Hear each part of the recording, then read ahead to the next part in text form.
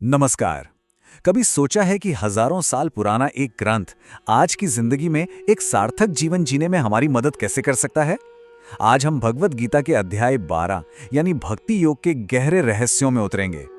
मन की शांति और एक गहरे जुड़ाव की तलाश, ये एक ऐसी खोज है जो शायद हम सभी को कहीं न कहीं जोड़ती है। और भगवत गीता इस सदियों पुराने सवाल का एक बहुत ही सीधा और सच कहूं तो हैरान करने वाला जवाब देती है। आइए देखते हैं। तो आज की हमारी चर्चा का ये रहा पूरा नक्शा।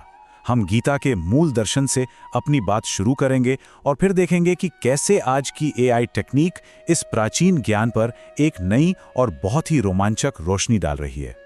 तो सबसे पहले बात करते हैं पूर्णता के दो मार्गों की।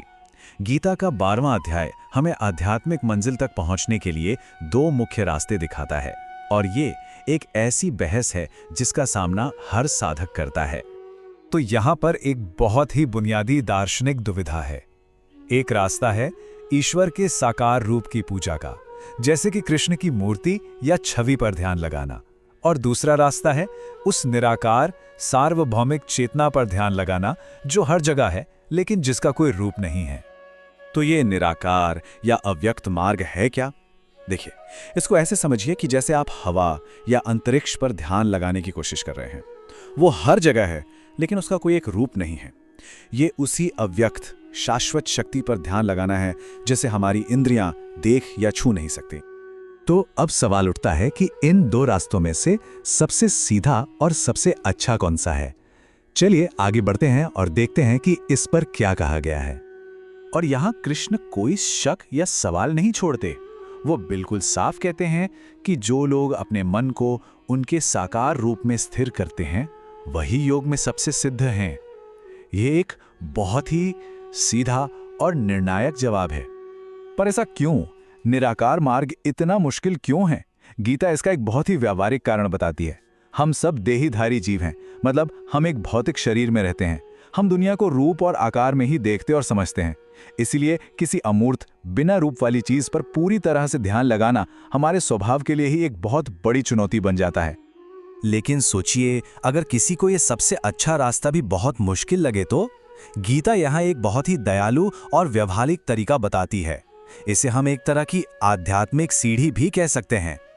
ये जो आध्यात्मिक सीढ़ी है ना, ये गीता के दर्शन का दिल है। ये कहती है कि कोई बात नहीं कि आप कहां से शुरू करते हैं। अगर सबसे ऊंचे स्तर पर ध्यान नहीं लगा सकते तो कोई बात नहीं, अभ्यास करो। अगर वो भी मुश्किल लगता है तो अपने सारे काम ईश्वर को समर्पित कर दो। और अगर वो भी नहीं हो पाता तो बस अपने कर्मों के फल की चिंता करना छोड़ दो। ये एक ऐसा रास्ता है जो किसी को भी पीछे नहीं छोड़ता। अब हमारी बातचीत क्या करना है से कैसा बनना है की तरफ मुड़ती है। यहाँ उन गुणों के बारे में बताया गया है जो किसी भी इंसान को ईश्वर का प्रिय बनाते हैं। यहाँ एक बहुत ही गहरा शब्द है, निरहंकारः। इसका मतलब सिर्फ घमंड छोड़ना नहीं है, बल्कि इस झूठी सोच से आजाद होना है कि हम सिर्फ ये शरीर हैं और ये आध्यात्मिक विकास की नींव है। और इसी से जुड़ा हुआ एक और गहरा गुण है, निर्ममः।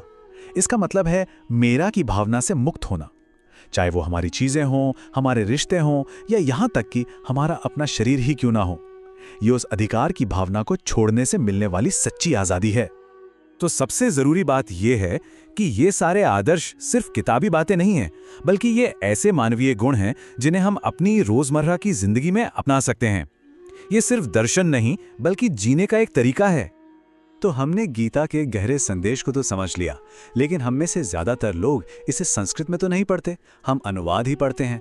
तो एक बड़ा सवाल ये उठता है कि क्या सदियों और भाषाओं के इस लंबे सफर में इसका असली मतलब कहीं खो तो नहीं जाता? और यही सवाल हमें हमारी आज की खोज के सबसे दिलचस्प हिस्से की तरफ ले जाता है। एक ऐसा हिस्सा जहां प्राचीन ग्रंथ और आज की आधुनिक तकनीक का संगम होता है।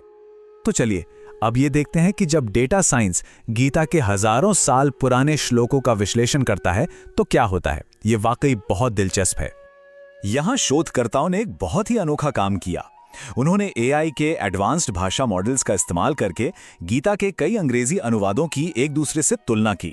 कमाल की बात यह है कि एआई सिर्फ शब्दों को नहीं बल्कि उनके पीछे छिपे हुए अर्थ और भावना को समझने की कोशिश कर रहा था, सिर्फ ये देखने के लिए कि क्या मूल संदेश सभी अनुवादों में एक जैसा है। और पहली नजर में जो नतीजे सामने आए वे काफी चौंकाने वाले थे। यहाँ हम दो बहुत ही प्रसिद्ध अनुवादकों के काम को देख रहे हैं, एकनाथ ईश्वरन और महात्मा गांधी। आप साफ साफ देख सकते हैं कि दोनों ने कितने अलग अलग शब्दों का इस्तेमाल किया है।